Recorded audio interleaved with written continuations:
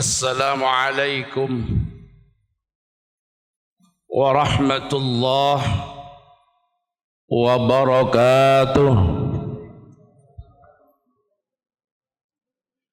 Allahu akbar, Allahu akbar, Allahu akbar, Allahu akbar, Allahu akbar, Allahu akbar, Allahu akbar, Allahu akbar, Allahu akbar, Allahu akbar, Allahu akbar, Allahu akbar kabira, walhamdulillahi katsira, wa subhanallahi bukratan wa asila. La ilaha illallah wallahu akbar, Allahu akbar, walillahil hamd. Alhamdulillah, alhamdulillahilladzi ja'ala al-khalila Ibrahima imaman lana wa lisairil bashar. Allahumma salli wa sallim wa barik ala sayyidina wa maulana Muhammad an-nabiy al-mukhtar wa ala alihi al-athhar wa ashabihi al-akhyar wa man tabi'a sunanahu wa atharahu wa sar. Amma ba'd, faya ikhwani wa rahimakumullah, usikum wa nafsi bitaqwallahi wa ta'atihi faqad fazal muttaqun. Wa'lamu anna yawmakum hadha yawmul 'id, yawmul karamati wal mazid, diyafatan min Allahil karim, fa'azzimuhu haqqa ta'zim, wa huwa khairu da'wati wa ijabah. Ahallallahu fihi at-ta'am wa harrama fihi as-siyam. Allahu akbar, Allahu akbar, walillahil hamd. Ma'asyiral hadirin, jamaah salat Idul Adha rahimakumullah.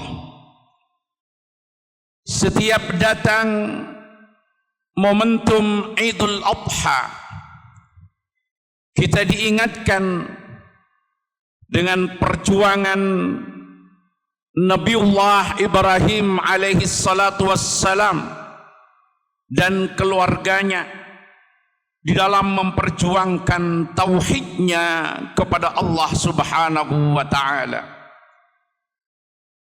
Kita umat Islam diperintahkan oleh Al-Quran untuk mengikuti terhadap syariat Nabiullah Ibrahim alaihi salatu wassalam, sebagaimana difirmankan oleh Allah subhanahu wa ta'ala di dalam surat An-Nahl, a'udzu billahi minasy syaithanir rajim, thumma awhayna ilaika an ittabi' millata Ibrahim hanifa wa ma kana minal musyrikin.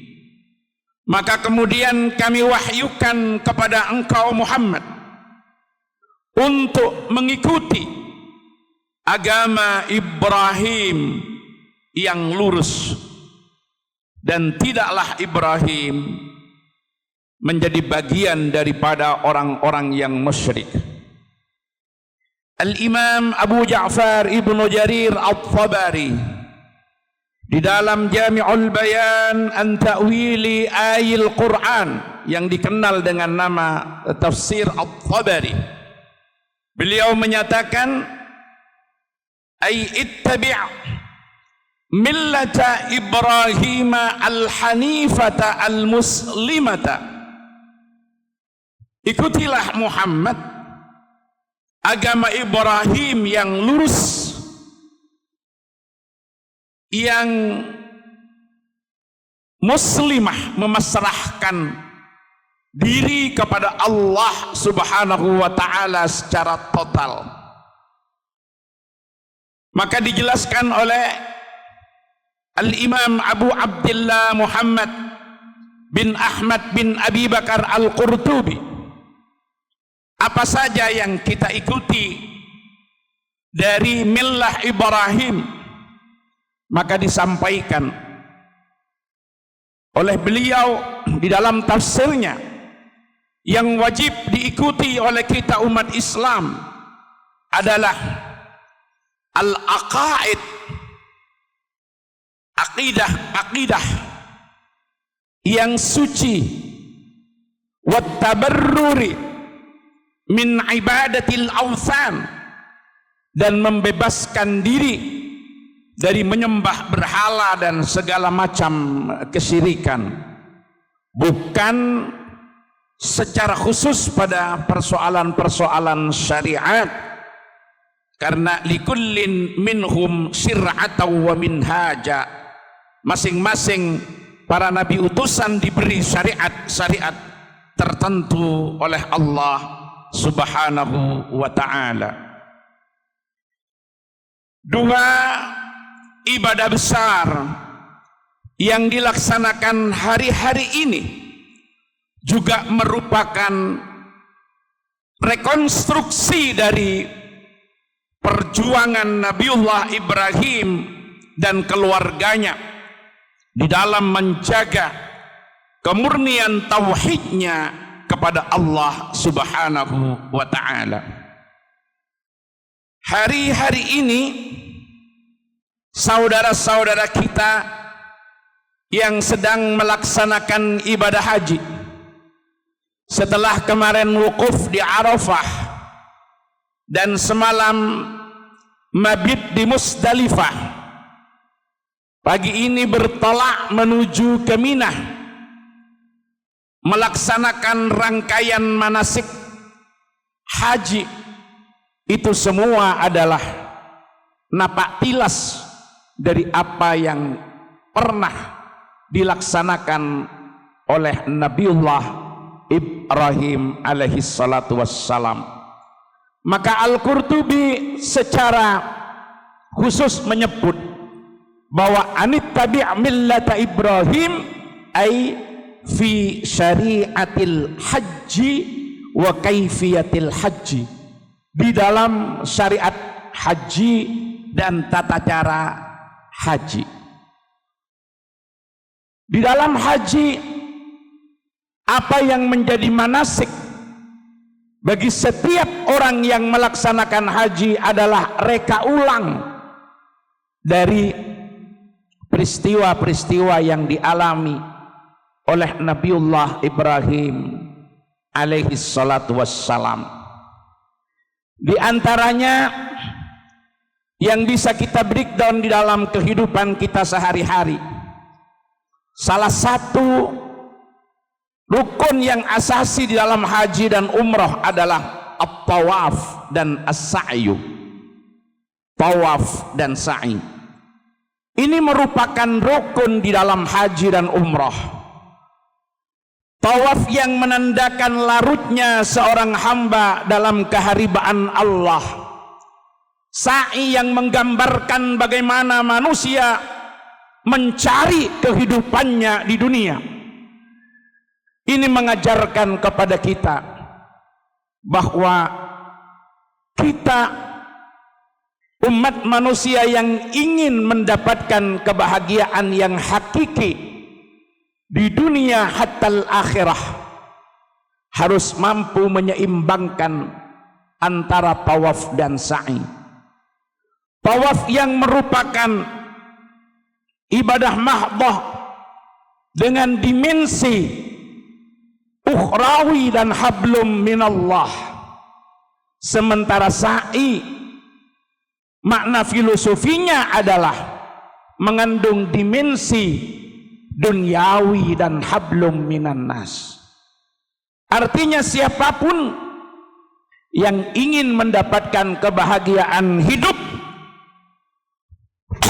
di dunia hatta akhirah, maka dia harus mampu menyeimbangkan antara tawaf dan sa'inya. Kenapa tawaf 7 putaran, sa'i 7 kali? Itu lambang daripada hari-hari di dalam seminggu. Maksudnya hari-hari kita dalam seminggu tidak boleh lepas dari amal yang terkait dengan kepentingan duniawiyah kita dan ukhrawiyah kita. Tidak boleh lepas dari ikhtiar menjaga hubungan yang baik dengan Allah dan hubungan yang baik dengan sesama umat manusia. Kenapa 7 itu simbol dari hari-hari dalam seminggu? Namun demikian, ketika kita sudah paripurna melaksanakan tugas-tugas yang terkait dengan duniawiyah kita dan tugas-tugas yang terkait dengan ukhrawiyah kita, dan masih ada waktu yang tersisa, maka yang kita tambah adalah hal yang terkait dengan ukhrawiyah kita dan dalam konteks kerangka membangun hubungan yang baik dengan Allah, sehingga di dalam haji atau umroh yang ada adalah tawaf sunnat dan tidak ada sa'i sunnah. Kemudian sa'i itu adalah napak tilas dari perjuangan Hajar di dalam mencari kehidupan untuk putrandanya Ismail.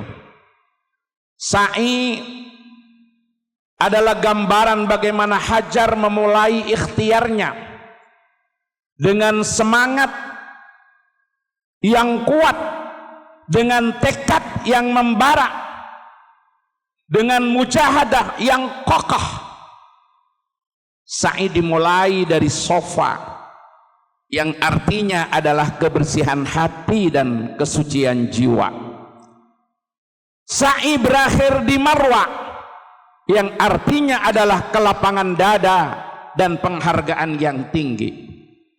Ini mengajarkan kepada kita siapapun orangnya yang akan berkasab tolabul ma'isyah, mencari karunia Allah untuk kebaikan kehidupannya di dunia, maka ketika dia akan berusaha, berangkatlah dari sofa dengan semangat yang kuat, tekad yang kuat, tidak gampang putus asa, tapi tetap harus didasarkan kepada pikiran yang jernih dan hati yang suci sebagai aktualisasi daripada makna sofa.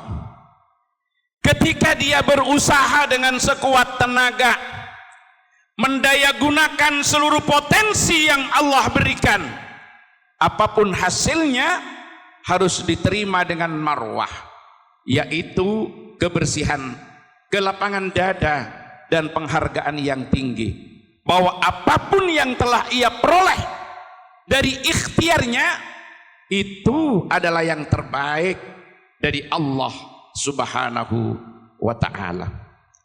Ada satu rahasia yang di sini harus kita ingat. Hajar usaha dengan maksimal. Dia membulatkan tekadnya dengan semangat yang kuat dan tidak gampang putus asa, walaupun harus berkeliling berputar 7 kali di tempat yang sama, karena Hajar yakin apabila ia kuatkan tekadnya, ia kuatkan semangatnya dengan etos kerja dan mujahadah yang tinggi, pasti Allah akan memberikan hasilnya.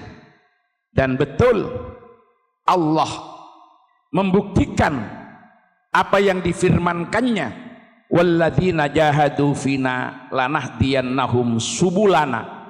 Barang siapa yang betul-betul berijtihad, betul-betul berikhtiar dengan semangat dan tekad yang kuat, Allah akan memberikan yang terbaik. Dan apa yang Allah berikan? Anugerah air Zam-Zam yang dicari oleh Hajar. Dan yang perlu kita pahami, air Zam-Zam tidak ada dalam area usaha Hajar. Tidak ada antara Safa dengan Marwah, tapi air Zam-Zam ada di dekat Nabi Ismail ditinggalkan oleh Hajar. Artinya apa? Kalau seandainya air Zam-Zam ada di area antara Safa dan Marwah, bisa saja Hajar berpikir kalau air Zam-Zam diberi karena ikhtiarnya. Tapi Allah jauhkan, biar Hajar sadar bahwa kewajiban manusia hanyalah berikhtiar, tapi hasil yang menentukan adalah Allah Subhanahu wa ta'ala.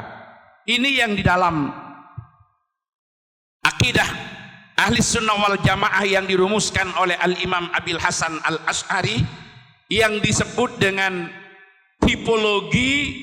teologi automistik. Artinya segala sesuatu tercipta berdasarkan takdir baru dari Allah dan tidak menganut sistem kausalitas. Artinya tidak ada sesuatu yang menyebabkan sesuatu yang lain. Maksudnya apa? Seberapapun canggihnya, kuatnya, hebatnya ikhtiar manusia, tidak bisa mengintervensi kodrat dan iradat Allah. Sehingga disinilah aspek tawassud harus kita jalankan. Keseimbangan antara gigih berusaha serta menerima takdir. Artinya apa? Meninggalkan ikhtiar pada saat ada kemampuan adalah kefasikan, mengandalkan ikhtiar dan meyakininya kalau ia punya kekuatan adalah kesyirikan. Jadi kewajiban manusia adalah berusaha, sementara hasil yang menetapkan adalah Allah Subhanahu wa ta'ala. Ini semua rekonstruksi dari perjuangan Nabiullah Ibrahim alaihi salatu wassalam. Namun demikian, Ibrahim ketika mengajarkan kepada kita, pada saat ditanya seperti pertanyaan yang terlontar dari Al-Quran, fa aina tadhhabun, kemana engkau semua akan pergi? Fa aina tadhhabun ini kalau dalam bahasa Latin disebut dengan quo vadis. Apa quo vadis? Sesuatu yang mempertanyakan orientasi kehidupan manusia. Artinya kita hari ini yang Allah beri kekuatan, yang Allah beri potensi, yang Allah beri karunia, mau dibawa kemana semuanya? Tenaga kita, pikiran kita, usia kita, kekuatan kita mau digunakan untuk apa? Karunia rizki yang Allah berikan mau dipakai untuk apa? Orang yang telah terjernihkan hatinya dan mampu menjaga hablum minallahnya dengan baik, ia akan menjawab seperti jawaban Nabiullah Ibrahim, qala inni dhahibun ila rabbi sayahdin. Sesungguhnya seluruh orientasi kehidupan saya semata-mata hanya mencari ridha dari Allah Subhanahu wa ta'ala. Kalau Allah beri kita kekuatan semata-mata mencari ridha Allah. Kalau Allah anugerahkan kepada kita pangkat dan jabatan, maka itu pun akan dimanifestasikan di dalam kerangka mencari ridha dari Allah Subhanahu wa ta'ala. Namun kenyataannya proses menuju Allah tidak selamanya berjalan dengan baik. Kadang-kadang ia terkooptasi dengan sifat-sifat kebinatangan, dengan nafsu hewaniyah yang sering bersarang di dalam diri manusia. Maka agar perjalanan menuju Allah ini bisa tuntas, bisa baik, terlebih dahulu kita harus menyembelih nafsu-nafsu kebinatangan, sifat-sifat hewaniyah yang kadang-kadang menghalangi perjalanan spiritual kita menuju Allah Subhanahu wa Ta'ala yang disimbolkan dengan pelaksanaan ibadah kurban. Ibadah kurban ini pun juga tidak lepas dari reka ulang peristiwa yang dialami oleh Nabiullah Ibrahim alaihi salatu wassalam.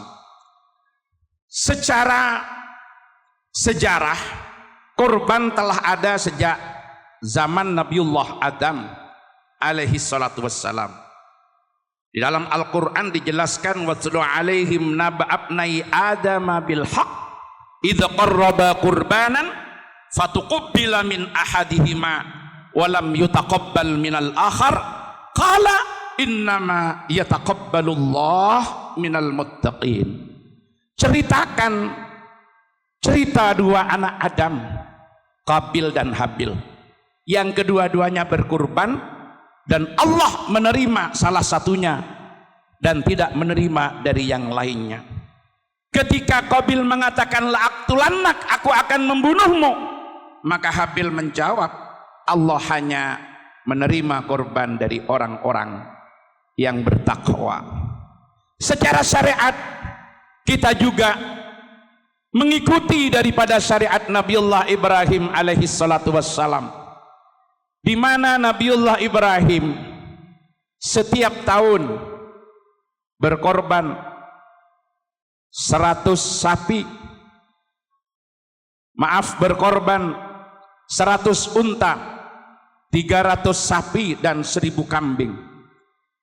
Kemudian ketika ditanya oleh malaikat, tidakkah engkau keberatan dengan mengeluarkan sebegitu banyak korban? Nabi Ibrahim menjawab, jangankan ini, apapun yang saya miliki kalau diperintahkan oleh Allah akan saya korbankan di jalan Allah. Akhirnya Nabi Ibrahim salah satu doanya, Rabbi habli minas salihin, berilah kami anak yang saleh. Dan Allah beri Nabi Ibrahim anak yang saleh, yaitu Ismail alaihi salatu wassalam. Maka ketika Ismail sampai pada usia baligh, Allah mengingatkan nazar Ibrahim untuk siap apapun yang diperintahkan oleh Allah kepadanya, Ibrahim akan melakukannya. Ini sebetulnya melambangkan adanya kesiapan dari Nabiullah Ibrahim untuk memberikan apapun yang ada pada dirinya, termasuk anak sebagai puncak kecintaan kepemilikan basyariyah, kalau itu memang diperintahkan oleh Allah. Maka disinilah godaan datang, godaan kepada Nabi Ibrahim untuk mulai meragukan apakah benar bahwa mimpi menyembelih putranya itu datangnya dari Allah. Yang itu terjadi pada malam 8, sehingga tanggal 8 bulan Dzulhijjah disebut dengan Tarwiyah. Tetapi kemudian ketika mimpi kedua kalinya, yakinlah Nabi Ibrahim kalau memang perintah itu datang dari Allah, sehingga tanggal 9 disebut dengan Arafah. Pengetahuan dan pemahaman Nabi Ibrahim bahwa itu betul-betul perintah dari Allah. Tidak hanya Ibrahim, Ismail juga diuji, digoda oleh setan. Tetapi Ismail mampu menunjukkan bahwa dia rela mengorbankan apapun semata-mata melaksanakan perintah Allah, termasuk dirinya sendiri. Demikian juga Hajar, ketika digoda oleh iblis, ia menyatakan kalau itu perintah Allah. Jangankan Ismail, saya pun kalau diperintah oleh Allah rela untuk dikorbankan. Ini adalah contoh daripada kokohnya bangunan sebuah keluarga yang kesemuanya saling menguatkan untuk ketaatannya kepada Allah.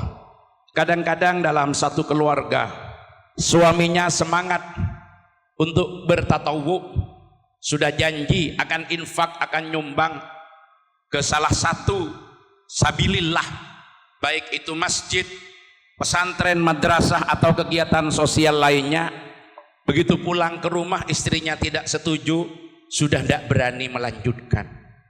Atau ada keluarga yang menentang, sudah tidak berani melanjutkan. Contoh dari kehidupan Nabiullah Ibrahim adalah contoh dan teladan-teladan dari hamba-hamba Allah yang baik, yang mengedepankan kehendak Allah daripada keinginan dirinya sendiri.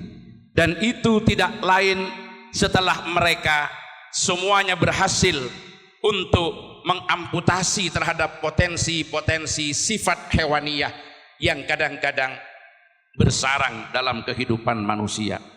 Dengan mengikuti jejak Nabi Ibrahim yang semata-mata didasarkan pada landasan ingin menjaga kemurnian ketauhidan kita kepada Allah, dengan siap melaksanakan apapun yang diperintahkan oleh Allah, maka akan lahir Ibrahim baru, sosok yang rela mengedepankan kehendak Tuhannya daripada egoisme pribadinya, dengan rela mengorbankan apapun yang Allah perintahkan sampai putranya sebagai puncak kecintaan kepemilikan basyariyah.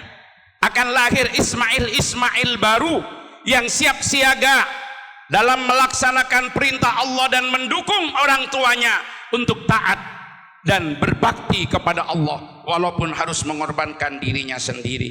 Akan lahir Hajar baru yang siap mendampingi perjuangan suaminya dengan tidak menawar apapun yang dikehendaki oleh Allah Subhanahu wa taala. Maka akhirnya akan datang Zamzam baru, sumber kehidupan yang membawa keteduhan, yang membawa kedamaian dalam setiap langkah perjalanannya. Ini perjuangan tauhid yang harus kita ambil, yang harus kita tiru dalam kehidupan kita. Bukankah Allah telah banyak memberikan karunia kepada kita, tapi ketika diminta sebagian untuk dikembalikan di jalan Allah, kadang-kadang kita masih merasa keberatan. Di sini korban itu mengajarkan kepada kita untuk kesiapan kita mengorbankan apapun demi mencapai ridho Allah dari segala kepemilikan duniawiyah kita. Maka renungan kita hari ini, sudahkah kita menjadi orang-orang yang siap berkorban apapun demi melaksanakan perintah Allah dan mendapatkan ridho Allah? Atau sebaliknya, kita bukan menjadi orang-orang yang berkorban, tetapi malah terlalu banyak berharap berebut korban orang lain, atau kita bukan orang yang mau mengorbankan apa yang ada pada diri kita, bahkan kita selalu berusaha untuk bisa mengorbankan orang lain semata-mata demi memenuhi ego sektoral kita. Maka insya Allah orang yang tercerahkan dengan prinsip ini, dzahibun ila rabbi sayahdin, akan terbangun di dalam hatinya semangat dan tekad yang kuat dalam penghambaannya kepada Allah, menghadapi berbagai macam rintangan dan halangan dalam kehidupannya demi untuk mendapatkan ridha dari Allah Subhanahu wa taala. Mudah-mudahan kita bisa meneladani potret kehidupan keluarga Nabiullah Ibrahim alaihi salatu wassalam di dalam kehidupan kita, dengan kekompakan beserta seluruh anggota keluarga dalam perkhidmatan dan pengabdiannya kepada Allah Subhanahu wa taala. Wa idza quri'al Qur'an fastami'u lahu wa ansitu la'allakum turhamun. A'udzu billahi minasy syaithanir rajim. Inna a'tainakal kautsar fashalli li rabbika wanhar inna syani'aka huwal abtar. Barakallahu li wa lakum fil Qur'anil azim wa nafa'ani wa iyyakum minal ayati wad dzikril hakim. Innahu ta'ala huwal barrur raufur rahim. Allahumma salli ala sayyidina wa habibina wa syafi'ina wa dukhrina wa maulana Muhammad waj'alna min khiyari ummatihi wa min ahli syafa'atihi bi rahmatika ya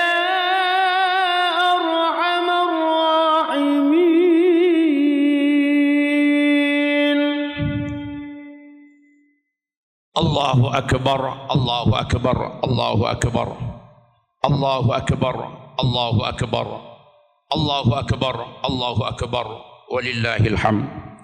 Alhamdulillahi hamdan kama amar, wa ashhadu an la ilaha illallah wahdahu la syarika lah, irghaman liman jahada bihi wa kafar, wa ashhadu anna sayyidana wa nabiyyana Muhammadan abduhu wa rasuluh, sayyidul insi wal bashar. Allahumma salli wa sallim wa barik ala sayyidina wa maulana Muhammad, mattasalat ainum binadari wa udunum bi khabar.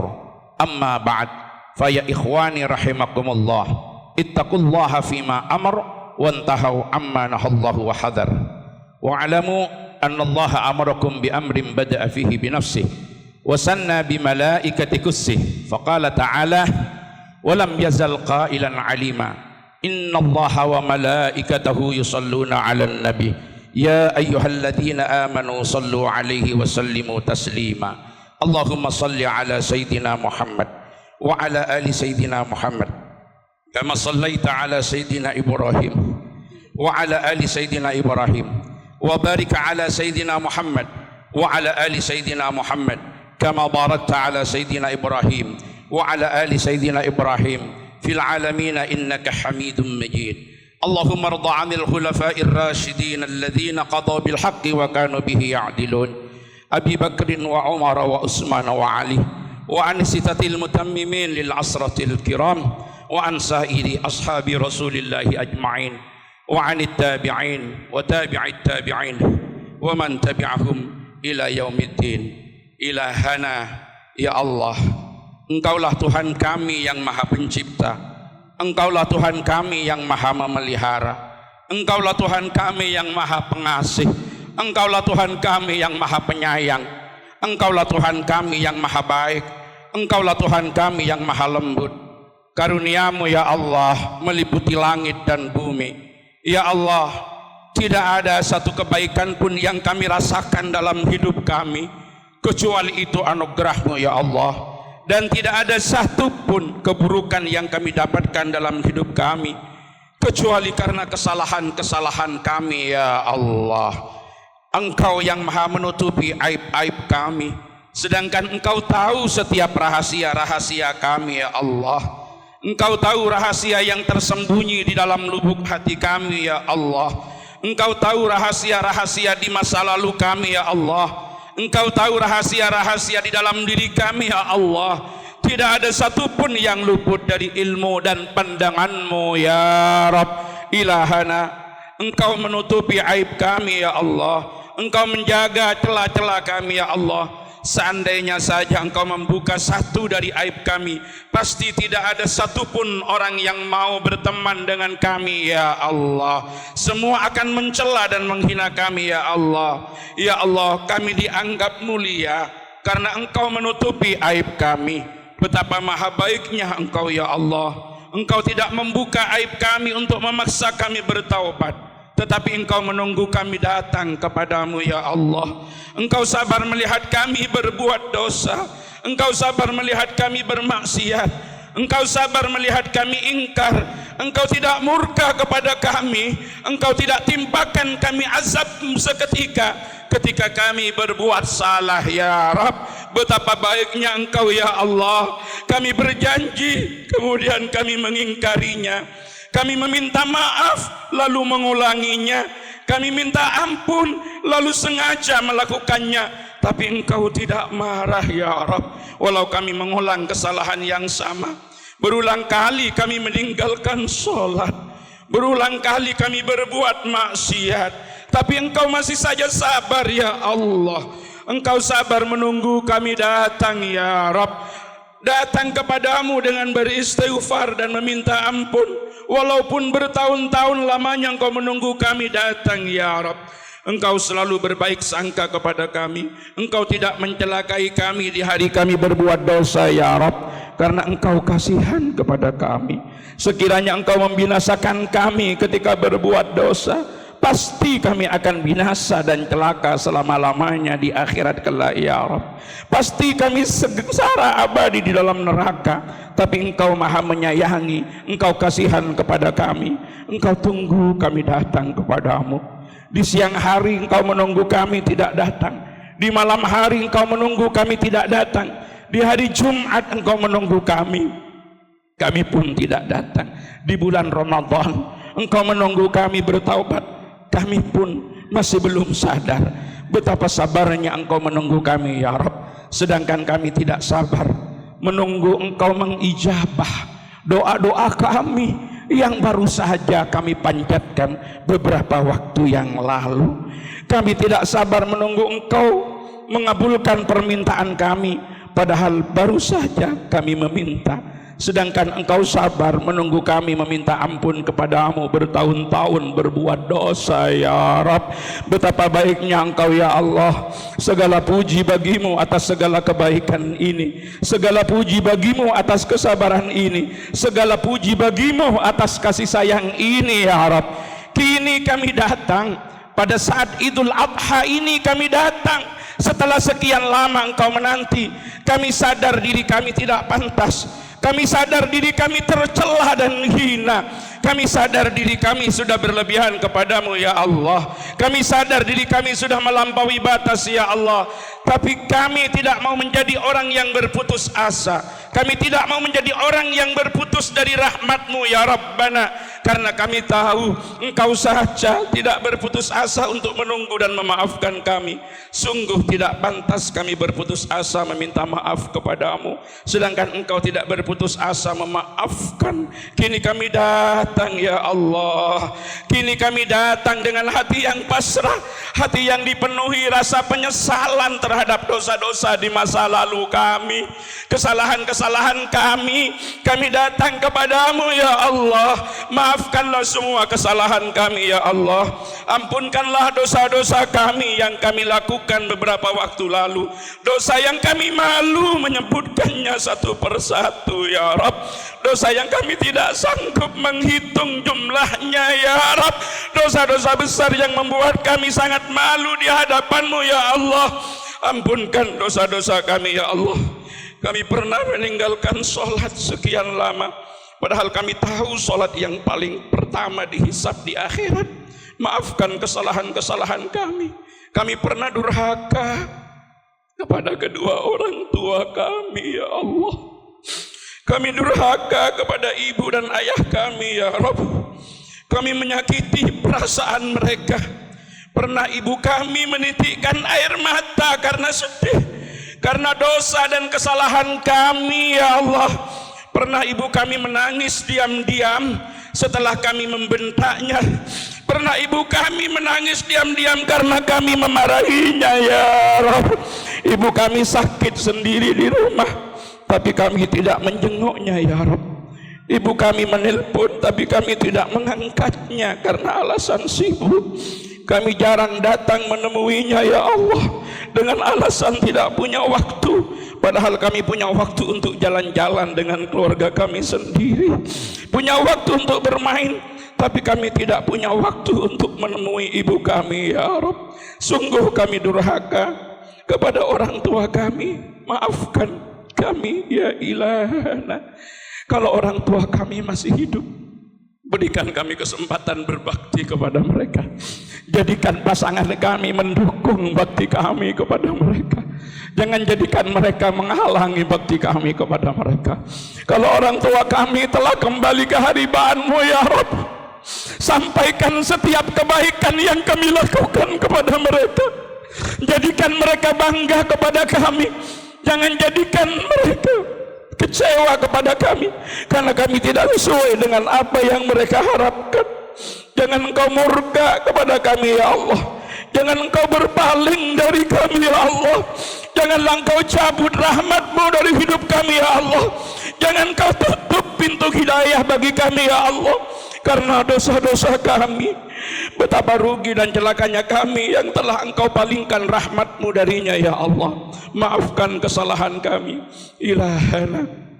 Bimbing hati kami. Kami ingin memperbaiki diri, kami ingin bertaubat sebelum Engkau memanggil kami menghadap-Ku selamanya. Kami ingin mendekat kepadamu ya Allah. Bimbing kami seperti apa kami harus menjalaninya ya Rabb. Kami ini bodoh ya Allah, tidak tahu apa-apa. Bimbing kami ke jalan-Mu ya Rabb. Bimbing kami ke jalan-Mu ya Rabb.